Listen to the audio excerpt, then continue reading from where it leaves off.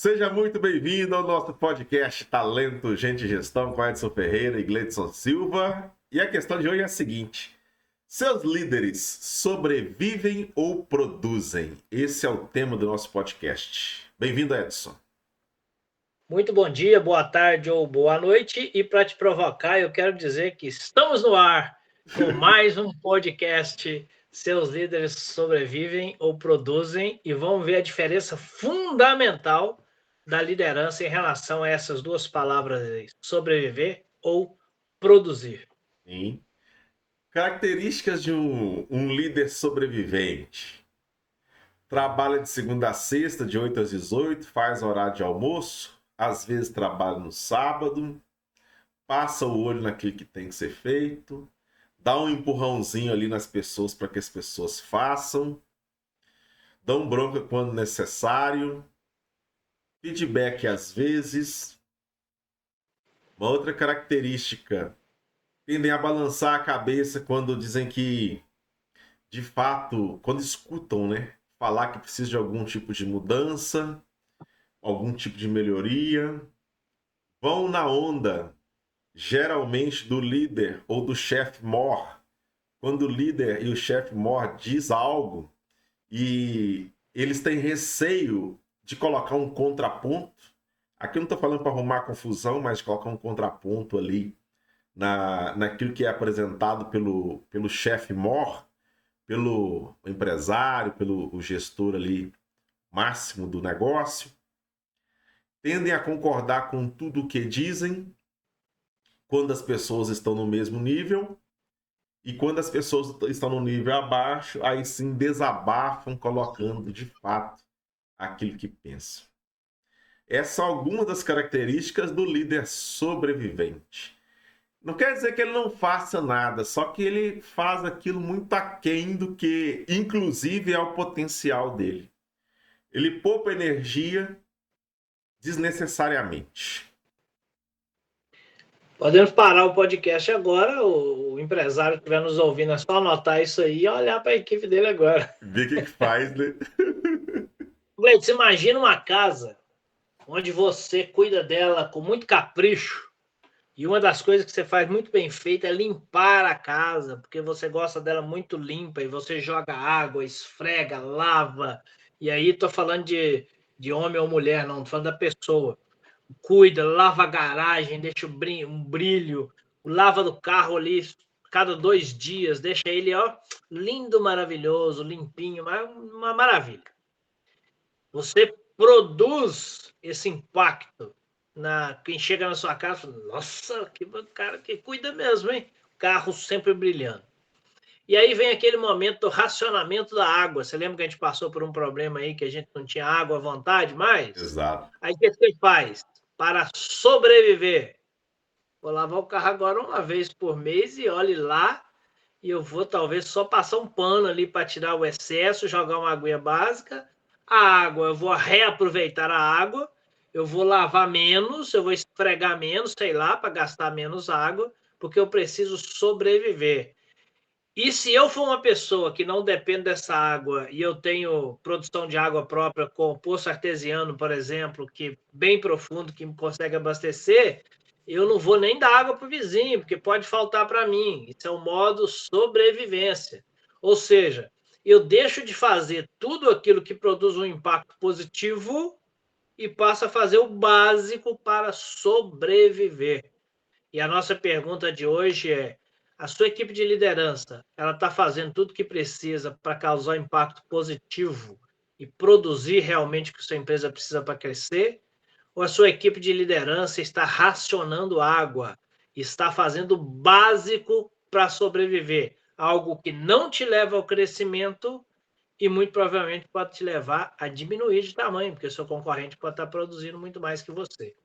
E se a sua equipe de liderança estiver apenas sobrevivendo, nós vamos tentar entender os motivos disso para que a gente tenha uma equipe que produz realmente, que leva a empresa para frente. E você pode ter os dois casos, gente que está produzindo e gente que está sobrevivendo. E aí eu vou te dar uma má notícia. Quem tá produzindo vai sair da sua empresa. Vai ficar só quem está sobrevivendo. Porque quem está produzindo não quer estar nesse meio. Então, já trago essa reflexão para você. Olhando para os seus líderes, tem água sobrando para produzir o que precisa? Está sendo produzido? Ou, olhando para os seus líderes, está faltando água neles e eles estão fazendo o básico? Ou às vezes tem água sobrando, mas eles estão com medo de gastar para não dar problema? Eles estão sobrevivendo. Primeira provocação, eu acho que se você pensar nisso, a gente já ganha muito, mas vamos aqui explorar um pouco mais, né, Gleison? E olha que interessante. Pode ser que o empresário agora, Edson, gestor, tá pensando assim, poxa vida, eu percebi ali essas características do líder sobrevivente. Deu até aqui um calafrio, deu um frio na barriga. Mas quais seriam, então, as características de um líder que produz? Os líderes que produzem, eles tendem a ter iniciativa, capacidade de planejamento e organização, são orientados e movidos a resultado. Eles estimulam as pessoas a fazer aquilo que precisa ser feito, mas além do que precisa ser feito. Geralmente, eles estão em volta da equipe, treinando, desenvolvendo gente, dando feedback. Eles, como diz o ditado, pegam no chifre do boi. Eles são os primeiros a acreditar que aquela ideia vai dar certo e são os primeiros a dar os primeiros passos para poder testar a ideia. Se é um produto, um serviço novo que vocês estão pensando ali em disponibilizar para o mercado, eles são aqueles que de fato tomam frente nessa construção do MVP, né, o produto mínimo viável, em se tratando de um novo produto, de um novo serviço ou de um acesso. Esses caras, eles buscam desenvolver ainda mais a capacidade de liderança, têm capacidade de autogestão, já são bons, mas buscam melhoria contínua. Eles andam sempre motivados, mas não aquela motivação fogo de palha, sabe? Aquele que começa e apaga. Por quê? O que motiva eles é, de fato, ver o resultado acontecendo. Só que ele não espera o resultado lá na frente acontecer. Ele produz esse resultado diário. Ele olha para os ciclos do negócio. É uma pessoa, um profissional, que ele está atento aos processos da empresa. Ele percebe os momentos de fazer as intervenções e os ajustes. E se não for ele que vai executar aquela mudança no processo, aquele ajuste, ele toma frente para que se execute. Ele acompanha a execução desses ajustes dos processos. É uma pessoa que, à medida que o tempo passa, ele não tem vaidade, não tem ciúme de ensinar, de compartilhar experiências que ele teve com outros, ainda que esses outros sejam pares, sejam ali, estejam no mesmo nível hierárquico dentro da empresa. Tem autoconfiança. Ele ajuda os liderados a desenvolver a autoconfiança para atuar e desenvolver aquelas funções inerentes ao cargo deles. É aquela pessoa que dá gosto de andar junto com ela e, sobretudo, dá gosto de andar junto com ela porque, ao invés de ele te dar a resposta pronta para tudo, ele te leva a pensar. Você chega com um problema e ele te ajuda a pensar por meio de perguntas, vai fazendo perguntas e construindo ali a solução para aquele tipo de problema. É uma pessoa que enfrenta a realidade como ela é. Não se esconde de desafio, não se esconde de problema. Geralmente é voluntário para as ações absurdas que às vezes precisam que tenha alguém meio maluco para poder assumir. Os grandes projetos que a empresa está tocando, esse profissional ele quer estar no meio, ainda que não seja responsabilidade do setor dele, ele demonstra interesse e, a propósito, dá até sugestões ali à medida que o projeto vai acontecendo. Essas são algumas das características do líder que produz. Vou trazer algumas questões aqui que vale a pena analisar também, Gleison. Olhe para a sua equipe de liderança e veja se ela está produzindo ou se ela está sobrevivendo. Mas olha, porque às vezes você olha para o líder e vê um líder ativo, motivado, interessado, com uma comunicação maravilhosa, que gosta de estar na empresa, que quando você conversa com essa pessoa, você vê o quanto ela faz parte daquele lugar. E aí você fala, não, esse aqui não sobrevive não, ele produz. Tá, vamos lá. Olha primeiro para o resultado, não olha para o que as pessoas estão mostrando. Ao comportamento motivado, interesse, o que ela fala, não olha para isso. Olha porque ela está entregando. Olha, vai lá, define exatamente o que esse líder precisa entregar como resultado do seu trabalho e vê se está sendo entregue. E se não está sendo entregue, vê se há planos, projetos ou solicitações de situações para que consiga. Às vezes o líder não está conseguindo entregar, mas ele está solicitando tempo, dinheiro, feedback, treinamento, não sei. Se ele estiver solicitando coisas, eu estou vendo que ele está interessado, porque ele está falando, não estou conseguindo, me ajuda aqui. Mas olha porque ele está entregando, diante daquele mapa do que ele precisa entregar do seu trabalho específico. E aí você vai saber se ele está produzindo ou se ele está sobrevivendo. Porque se ele estiver sobrevivendo, ele talvez não está nem entregando isso ou está entregando o básico. Ou até está entregando o que está mapeado, mas não está solicitando algo a mais. E você precisa inserir o algo a mais para fazer ele produzir ao invés de sobreviver. Ponto 1. Ponto 2. Agora olha para a entrega da equipe. Para você saber se o líder está sobrevivendo ou se ele está produzindo. Se você olhar só porque ele está fazendo ali com você, esse líder é maravilhoso, a equipe dele é que não é boa. Então ele não é um bom líder. Se tem uma equipe que não é boa, ele não é um bom líder. E talvez ele está ali naquela posição sobrevivendo como líder. Porque ele não ajuda a equipe, não desenvolve a equipe, não prepara a equipe, não incentiva a equipe, não inspira a equipe. Ele está sobrevivendo como líder. E a partir daí, é lógico, você precisa entender os motivos. Por que essa pessoa está sobrevivendo? Por que ela só faz o básico? Por que ela só faz o que precisa entregar? E como líder, por que ela só sobrevive em relação à equipe? Ela não incentiva, ela não desenvolve a equipe. A gente pode encontrar algumas questões, eu vou citar duas aqui. E a primeira é porque o seu líder está sobrevivendo e muitas vezes é porque a equipe dele também não está sobrevivendo também e fazendo ele apenas sobreviver. A primeira se chama insegurança. Isso eu vejo acontecer muito. Tem muita gente nas empresas sobrevivendo por insegurança. O que é insegurança? Medo de perder o emprego, medo de perder mais ainda a pouca confiança que tem, Medo de medo errar. de pensão, medo de errar. E por que o medo de errar? Porque muitas vezes a cultura da empresa em relação a erro é punitiva e não uma cultura de aprendizado.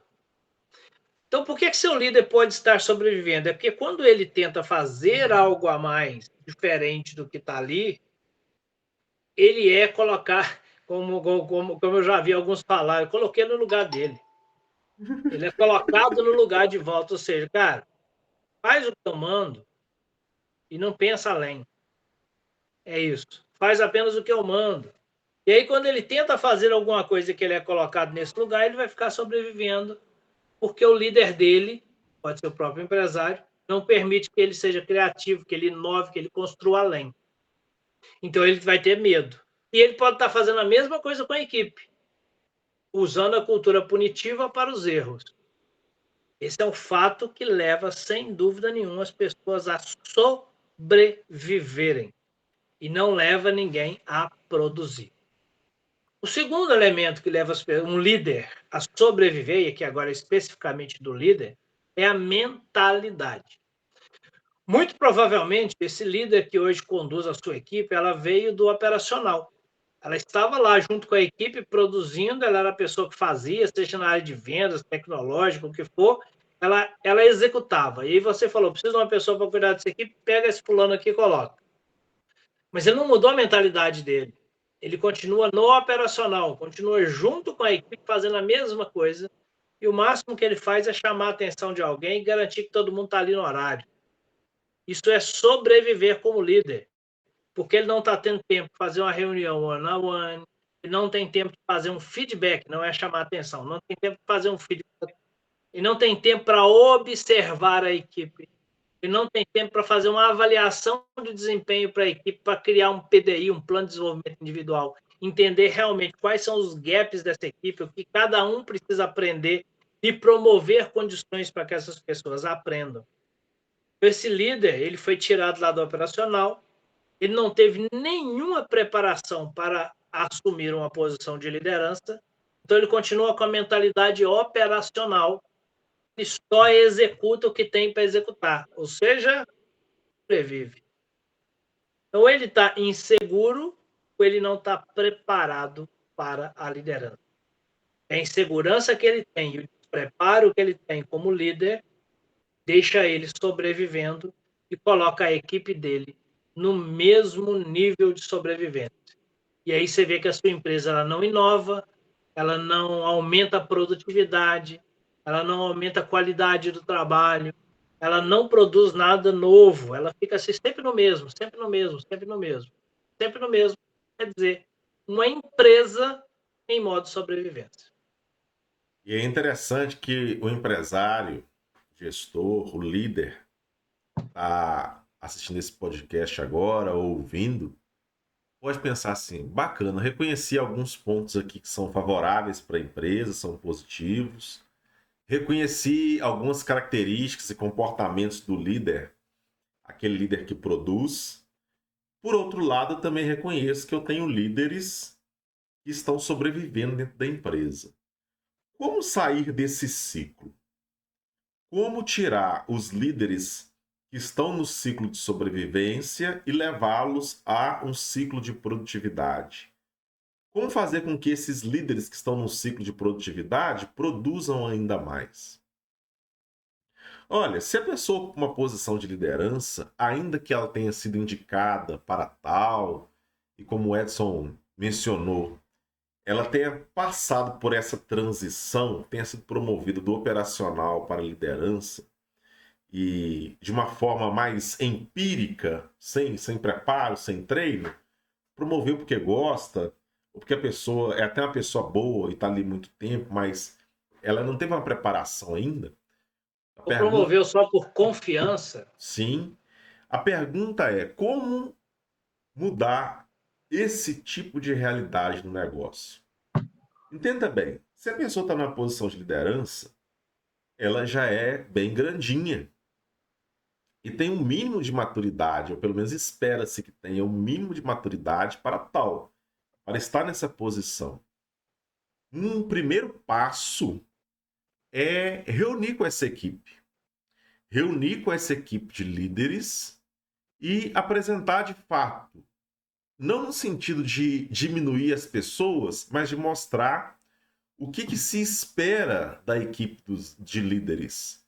Então, por exemplo, reunir com a equipe e mostrar um objetivo claro, mostrar o que se espera de cada líder no alcance desse objetivo claro, quais são as responsabilidades de cada um para que esse objetivo claro ele vire uma realidade, qual é o tipo de comportamento esperado e que se a pessoa tiver vai contribuir para poder chegar no resultado, já é um grande passo. Às vezes as pessoas não evoluem dentro da empresa porque falta clareza.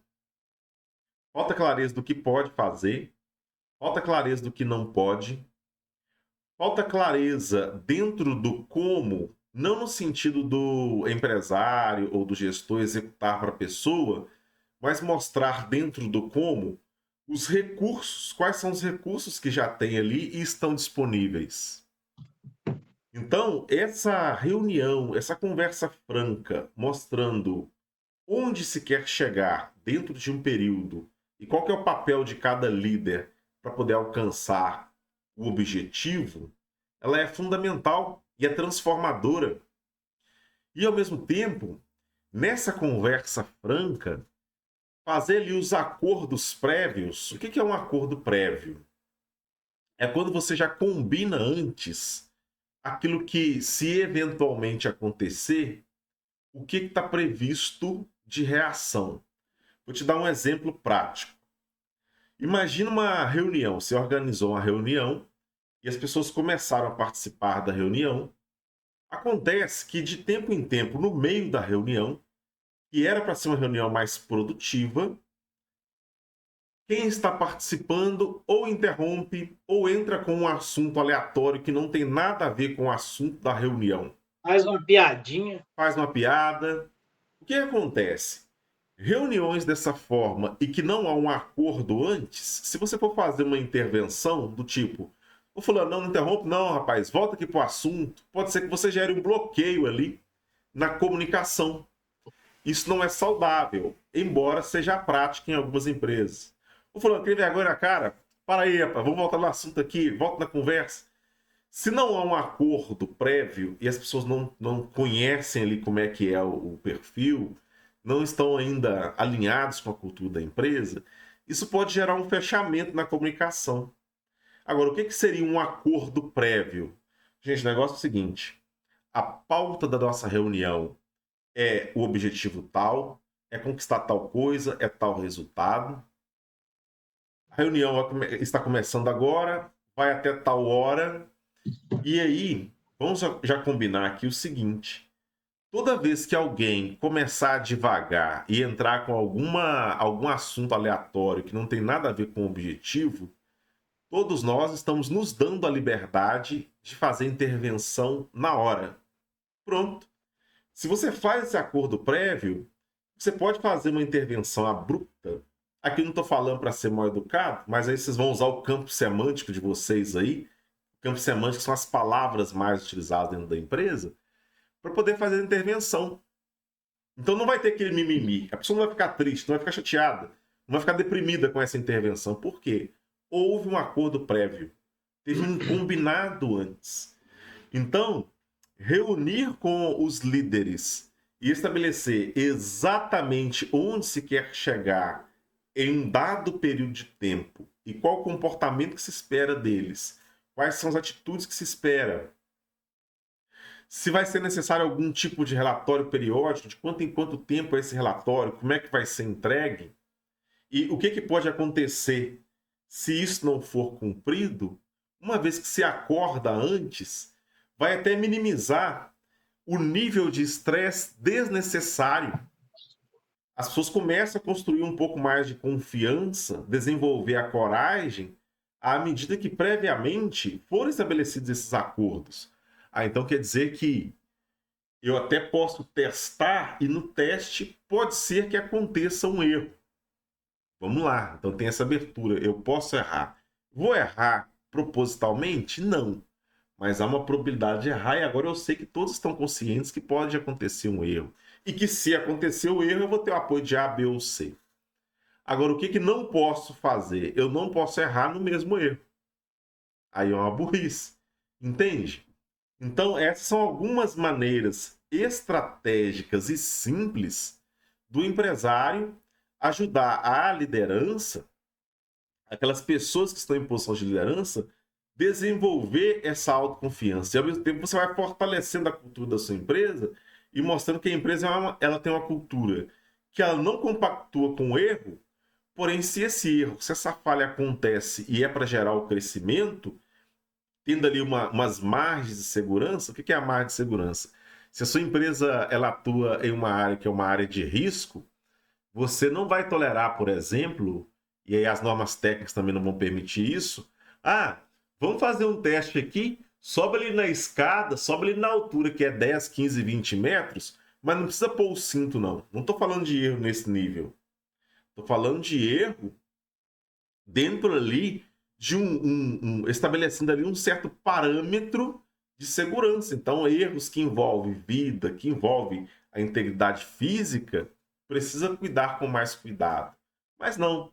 Ah, é uma campanha que a gente vai desenvolver aqui na área de marketing, ou uma campanha de vendas, e a gente precisa de uma amostra para poder fazer um teste. Opa, temos aqui a percepção e a ideia de que realmente nós podemos falhar aqui em algum ponto. É contornável, é corrigível? Vai lá e faz. Testa aí. Então, estabeleça critérios práticos, objetivos e estabeleça acordos com sua liderança. Dessa forma, você vai construir uma liderança mais sólida, mais forte e com base aí na realidade da sua empresa. Ô, Gleidson, vou trazer um elemento aqui que faz uma diferença muito grande e ele vai convergir para tudo que você falou aí. Então, vou concordar com você aqui nesse caso.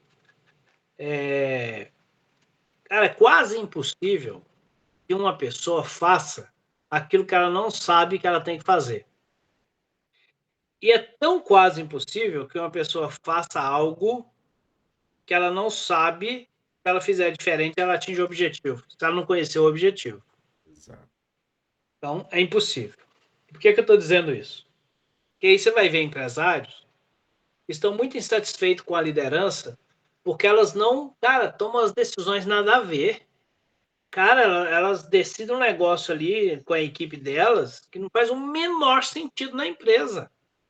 Isso é um absurdo. Essa pessoa tem o quê? Tica de galinha na cabeça? E aí você fala assim, ela tomou essas decisões. Estranho, né? Realmente são decisões meio esquisitas. E qual é o parâmetro para a tomada de decisão dos seus líderes? Como assim? O que rege? Quais são os valores, os princípios? Quais são as réguas que mede cada coisa para ele tomar uma decisão? Como é que ele sabe que essa decisão aqui não está de acordo com o que a empresa tem como princípio, por exemplo, como valor, por exemplo, como objetivo? Como é que você sabe? Não, a empresa sempre pregou isso, isso e isso. Ah, sempre pregou? Sempre, entendi. Nas últimas reuniões com seus líderes, você falou dessas três coisas? Você fez um treinamento sobre essas três coisas? Não. Então, como é que seu líder vai ter na cabeça essas informações? Mas isso é óbvio. É óbvio, né? A pessoa tem 10 anos que ela está aqui, ela não sabe até hoje. Tem 10 anos que ela está aqui, mas tem 10 anos que ela não é alimentada com as informações. Vamos Exato. fazer o seguinte: antes de chegar derrubando esse monte de informação, já que nós estamos nesse nível e não estamos no começo do processo, vamos chamar essa pessoa aqui e perguntar para ela qual que é o objetivo dela na empresa. Vamos entender isso? Qual que é o papel dela aqui? Vamos. Então chama a pessoa, pergunta para ela qual que é o seu objetivo na empresa, não do ponto de vista pessoal, mas do seu cargo. Uhum. Tem que entregar como resultado. O que você tem que fazer?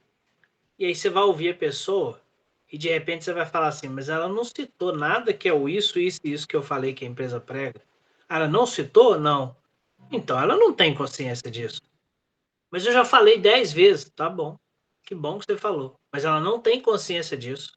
E ela vai tomar decisões baseadas naquilo que ela tem como consciência. Agora, se você aproveitar esse momento e a realinhar com ela essa informação de forma clara, objetiva, se bobear até por escrito, falando, olha, a empresa ela tem esse como parâmetro, como valores essenciais do negócio.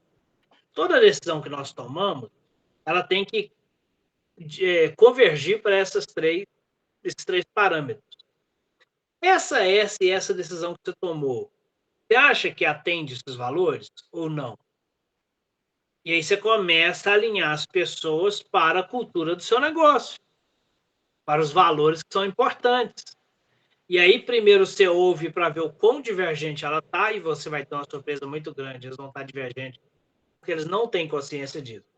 Então, se eles não têm consciência disso, não importa se você falou 10 vezes, o fato é que ela não tem consciência. Se ela não tem consciência, ela vai tomar decisões, aquela pessoa vai tomar decisões baseadas na consciência que ela tem. E aí você pode reforçar comigo, mas como é que eu faço então? Porque eu já falei isso 10 vezes, ou 15, ou 20, ou 200. Então vamos entender o contexto no qual você falou isso. É naquele momento em que você está ali no meio da muvuca, um monte de gente resolvendo um monte de coisa, e você trouxe as informações essas que as pessoas não tiveram condições de parar para dar realmente atenção no que você está falando? Ou foi realmente numa reunião estratégica, onde você trouxe essa informação, e você soltou essa informação lá, sem dar o foco necessário para essa parte da comunicação, e talvez já tenha um ano ou mais que você não fala nisso de novo? Como é que você quer colocar na veia da sua equipe a cultura do seu negócio se você não fala sobre isso? Então, talvez as pessoas estão apenas sobrevivendo ali, fazendo o básico que precisa ser feito, tomando decisões erradas, achando que estão tomando decisões certas. Às vezes elas estão realmente interessadas. Só que agora eu estou vendo que o que ela está fazendo está totalmente fora do que precisa fazer. Eu preciso trazer ela para o modo produção. Porque produzir não é só fazer muita coisa, é fazer coisas que direcionam o seu negócio para o objetivo esperado. E se essas decisões estão totalmente fora disso, vai ser impossível se alcançar o objetivo. Mas aí, ao invés de eu chegar para essa pessoa, não, vamos fazer um treinamento para essa equipe, vamos fazer um treinamento. Calma, calma, vamos entender o porquê que a decisão está sendo tomada, porque talvez esse é um treinamento que basta uma conversa inicial, pelo menos.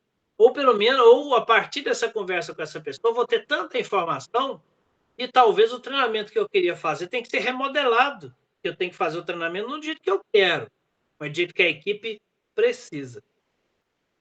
Então, a partir do momento que você tem essa conversa, aí agora você consegue fazer tudo que o Gleidson falou ali. Definir o objetivo para realinhar a pessoa. Definir exatamente o que é de cada um para realinhar a pessoa naquilo que precisa. E se você tem 10 líderes, talvez você vai pôr os 10 num treinamento. Mas a necessidade de um não é necessidade do outro. E aí, enquanto você está falando de uma coisa que faz sentido para um, o outro está bocejando, querendo ir embora. Na hora que você falar o do dele, talvez ele nem consiga prestar atenção. Então, esse levantamento do que é necessário para um pode não ser necessário para o outro.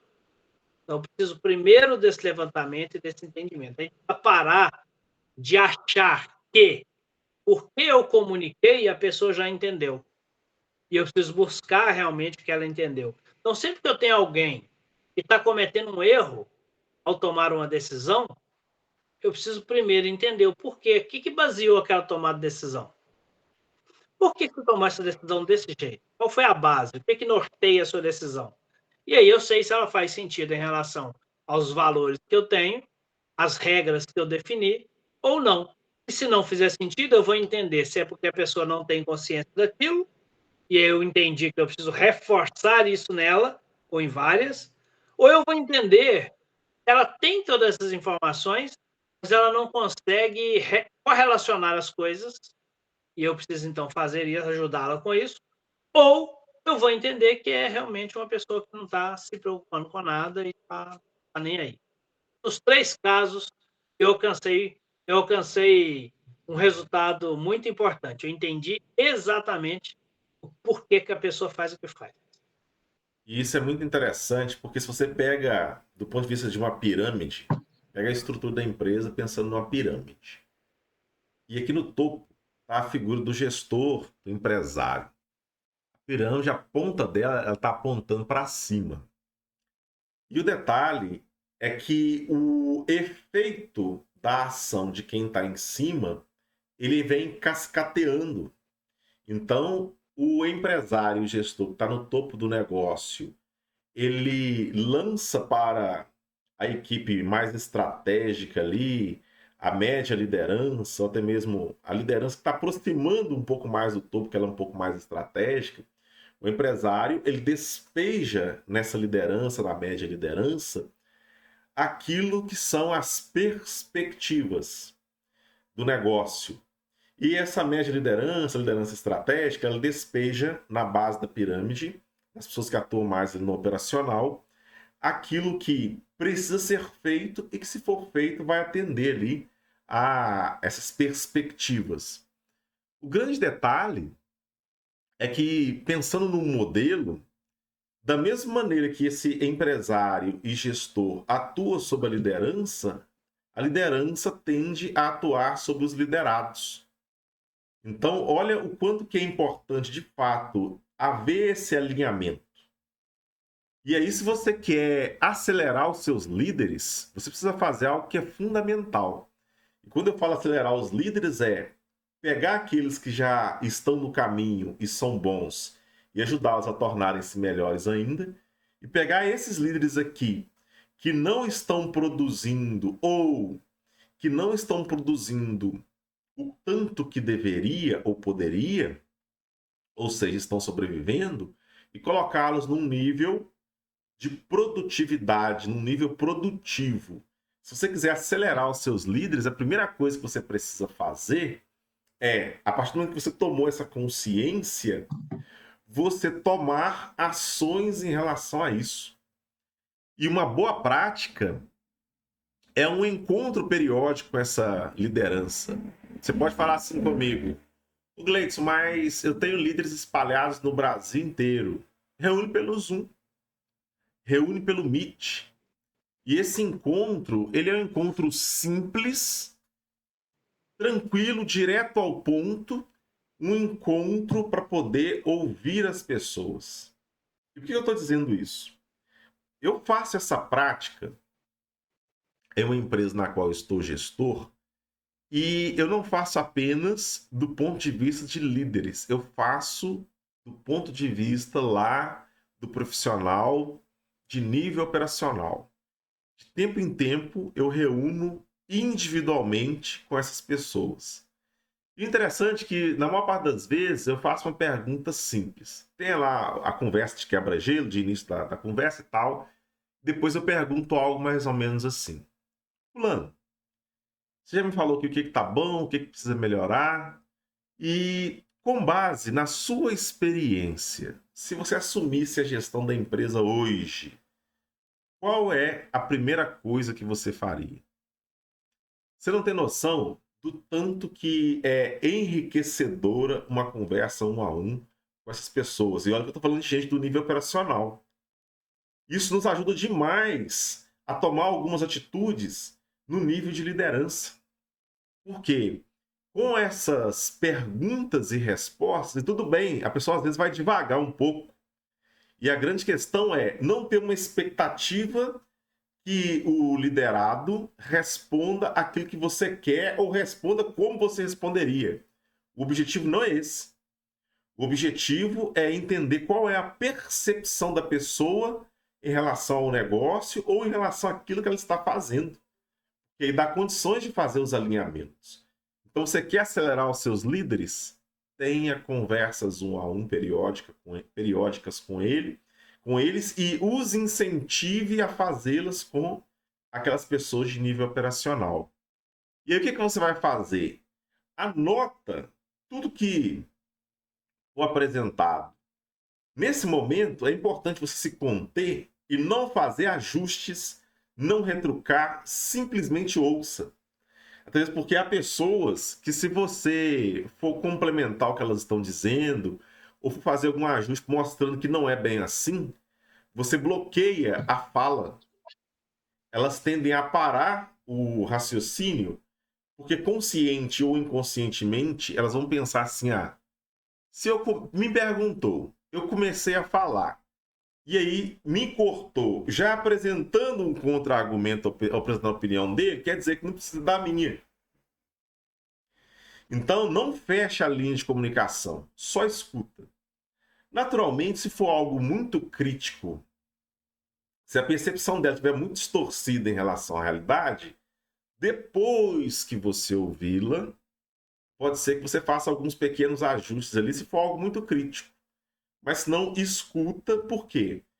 O próximo passo é fazer um plano para ajudar essa pessoa a tomar consciência daquilo que realmente é a realidade, daquilo que realmente se espera dela, daquilo que de fato ela tem a responsabilidade e a autonomia para fazer, e que, se ela fizer, qual é o efeito, qual é o resultado que vai ser gerado.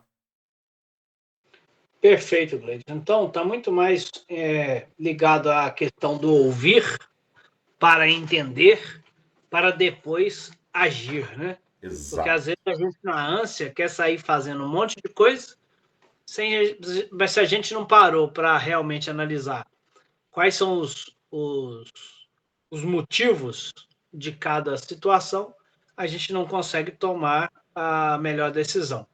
E muitas vezes o ouvir é negligenciado. Uhum.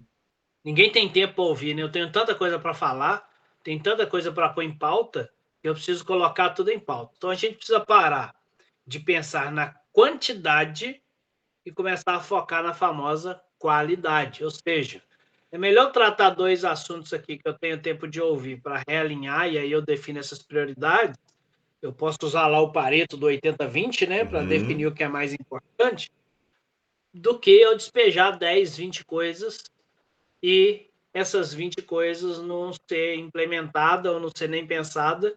Primeiro, porque é muita coisa, e segundo, porque eu não dei tempo para as pessoas falarem sobre isso. E olha que Então, interessante, você for Edson. pra... Você vai continuar nesse raciocínio, só que vi um exemplo que dá para ilustrar muito bem isso que a gente está falando. Tem um protocolo, que é o protocolo de Manchester. O que o protocolo de Manchester prevê no atendimento na área de saúde? O protocolo prevê os níveis de urgência antes de você começar o atendimento. Então, aquilo que é um nível baixo, aí tem um nível médio, é urgente, grave, gravíssimo. E observa que quando você chega num pronto atendimento, eles estão preparados para seguir o protocolo de Manchester. Então, se chega alguém que está ou com uma fratura exposta, ou está com sinais de algum problema cardíaco, essas pessoas têm total prioridade em relação a outros que foi lá para trocar um curativo, foi lá para poder fazer uma marcação de uma consulta. Então, olha que interessante, associando o protocolo de Manchester com essa aplicação aí dentro da sua empresa para acelerar os seus líderes e torná-los mais produtivos. Cria o protocolo da sua empresa. Cria o protocolo. Se você criar um protocolo de tomada de decisão, qual que é o protocolo para poder decidir? Qual que é o protocolo na hora de fazer uma conversa? Crie protocolos para aquilo que é fundamental na sua empresa. Porque aí não corre o risco de atropelarem as coisas e, por exemplo, atender alguém, comparando com a área de saúde, que precisava trocar um curativo antes de atender a pessoa que está lá quase tendo um infarto. Ah, não, fica na fila e daqui a pouco eu te atendo. Esse daqui a pouco pode ser tarde para a pessoa que está com problema cardíaco.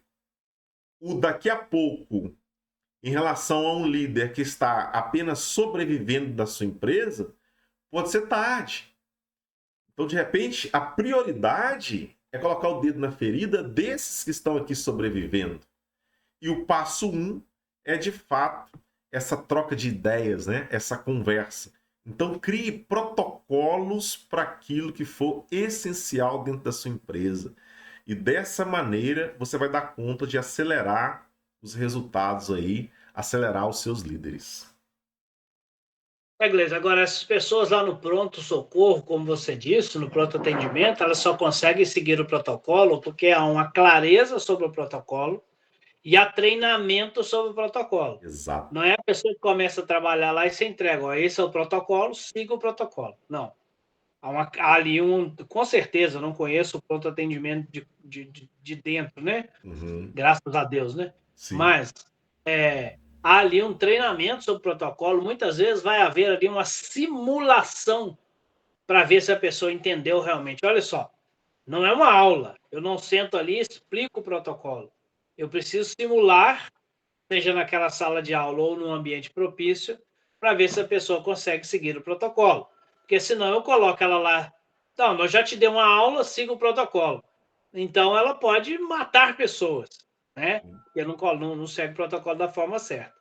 Esse é o líder que vai para uma reunião, e aí eu vou usar a palavra reunião, mas ele faz da reunião uma aula. Ou seja, ele reúne com as pessoas. Gente, reunião hoje, 8 horas. Ok, beleza. Ele chega lá e dá uma aula. Ele fala. Beleza, galera, valeu, reunião terminou, passei a mensagem, tchau. Eu não sei se o cara entendeu o que tem que fazer, eu não sei se o cara entendeu o porquê tem que fazer, eu não sei se ele entendeu como tem que fazer, eu não sei quais são as dificuldades deles para implementar. Eu só dei uma aula e falei tchau.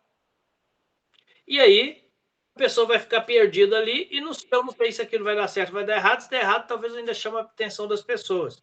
Então, se é uma reunião, faça como uma reunião estratégica. Se é uma aula, ok, dê a aula. Mas chama de aula, gente, vamos para a aula. Se é uma reunião, é um debate, é um diálogo. Eu falo, explico o que eu preciso e pergunto, Gleito, ok, entendeu a sua parte, está tudo certo, tem alguma dificuldade de implementar? Não tem? Me fala exatamente como é que vai ser a sua parte nessa implementação, então. Isso é a reunião, onde eu falo, mas eu escuto. Não é uma aula. Se for uma aula, eu posso até gravar um vídeo e fazer uma aula online. Eu não preciso parar as pessoas ali naquele momento para aquela conversa.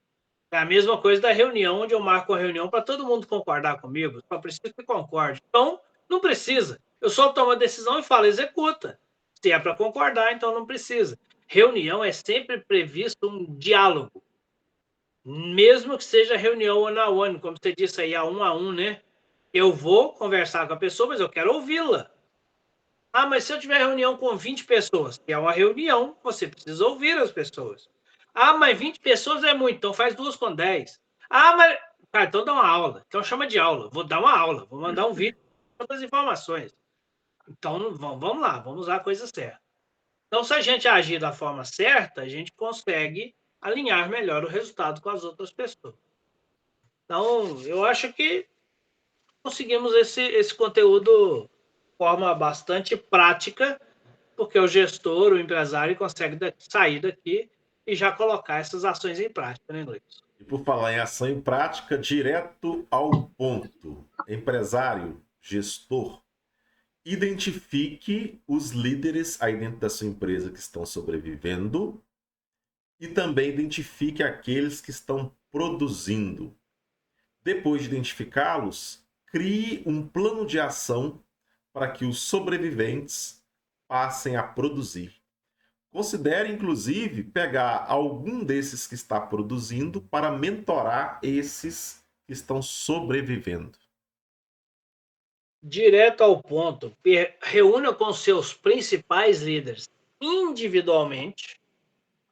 Pergunte para eles qual é o seu objetivo na empresa, qual é o seu papel, para você saber se ele está alinhado com aquilo que você precisa. Depois que ele estiver alinhado, ensine-o a fazer a mesma coisa com a equipe. E aí você vai criar uma cascata de alinhamento de cultura e objetivo. Espetacular. Muito bem. Você participou do nosso podcast Talento, Gente e Gestão com Edson Ferreira e eu, Gleidson Silva, onde hoje o tema foi: seus líderes sobrevivem ou produzem? Forte abraço e até o nosso próximo podcast. Nos vemos na próxima, lembrando que estamos ao vivo no YouTube e Instagram às 7h15 da manhã na segunda-feira. Outro podcast gravado na quinta-feira, somente no YouTube, às 7h15 também.